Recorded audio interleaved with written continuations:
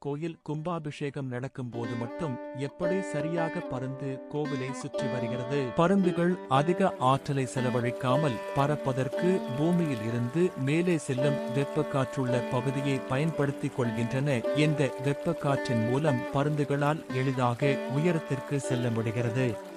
அந்த உயரத்தில் இருந்தும் கீழே உள்ள பரந்த பரப்பை நன்றாக பார்க்க முடியும் என்பதால் அந்த இடத்தில் இருந்தபடி வட்டம் அடித்துக் கொண்டே இருக்கிறது. இப்படி வட்டம் அடிப்பதன் மூலம் பருந்தின் ஆற்றல் சேமிக்கப்படுகின்றது. நிலப்பகுதியில் குறிப்பிட்ட தொலைவு வரை இருப்பதை கூர்மையான தன் கண்களால் எளிதாக பார்க்க முடிகின்றது. இரை தென்பட்டவுடன் திசையை மாற்றி பார்ப்பதற்கு வட்டமிடுதல் உதவியாக இருக்கும். கோயில் மீது மட்டுமல்ல, பல பகுதிகளில் பருந்து இறைக்காக வட்டமிடுகின்றது. கீழே இருப்பது கோயிலா, விவசாய நிலமா, திரையரங்கமா, இதையெல்லாம் பருந்து கவனிப்பது இல்லை.